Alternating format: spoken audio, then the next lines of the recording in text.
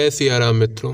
आज की इस वीडियो में हम आप सभी को अधिक मास की कथा सुनाने वाले हैं, जिसे सुनने मात्र से मनुष्य के पाप नष्ट हो जाते हैं। अधिक मास का क्या महत्व होता है, उसमें हमें क्या करना चाहिए, क्या नहीं करना चाहिए, किस तरह से हम भगवान की पूजा करें तो हमें अधिक पुण्य की प्राप्ति होगी, ये सब कुछ विस्तार से मैंने अलग से वीडियो बनाकर बताया हुआ है। लिंक डिस्क्रिप्शन में है, आप जाकर देख सकते हैं।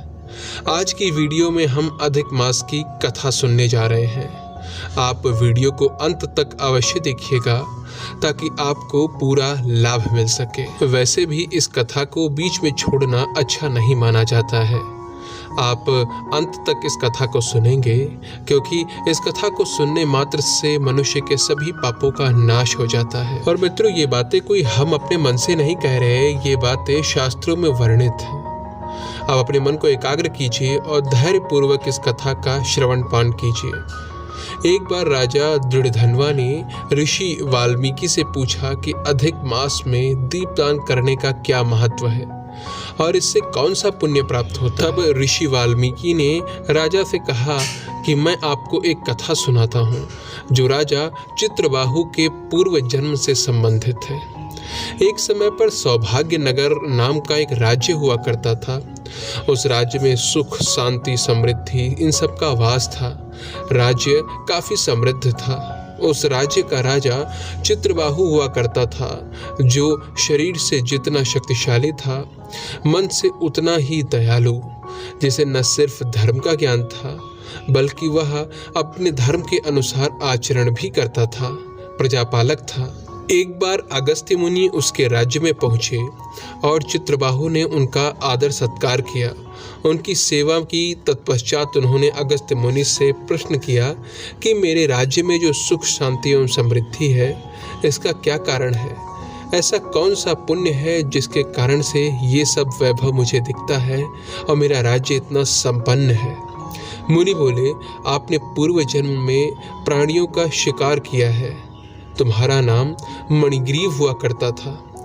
तुम स्वभाव से नास्तिक थे, चरित्र थे दुष्ट, दूसरों के साथ बुरा व्यवहार करने वाले और पराई स्त्रियों के साथ तुम्हारे संबंध थे। जितने भी पापाचरण हो सकते हैं वो सारे तुम्हारे अंदर थे। तुम्हारे इन्हीं आचरणों के कारण तुम्हारी जाति के लोगों ने तुम्हारा बहिष्कार कर दिया था।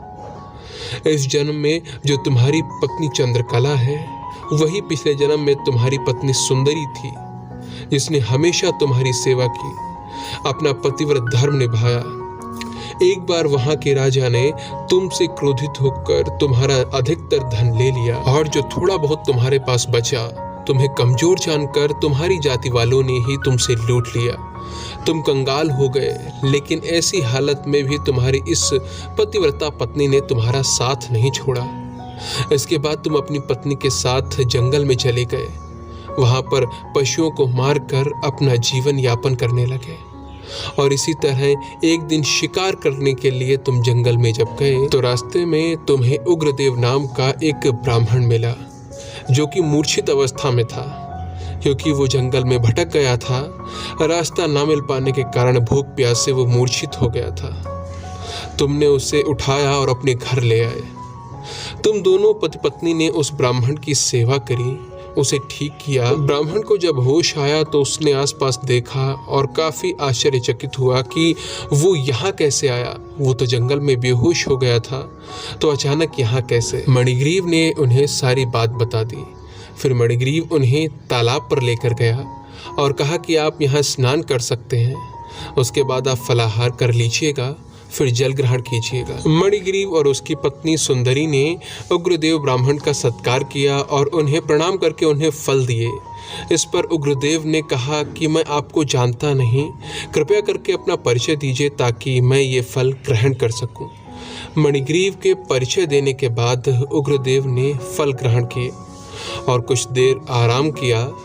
मणिग्रीव ने उनकी सेवा की, पूछा कि आप इस जंगल में कैसे आए, आप कहाँ जा रहे थे और आप रास्ता कैसे भटक गए, क्यों इस गहन वन में आपको अकेले आना पड़ा। बहुत सारे प्रश्न मणिग्रीव ने किए।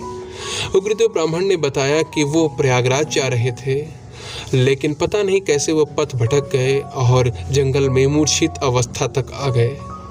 उग्रदेव ने उन दोनों पति पत्नी की सेवा से प्रसन्न होकर उनसे कहा कि तुम दोनों ने मेरी इतनी सेवा की है, बताओ मैं तुम्हें क्या दूं?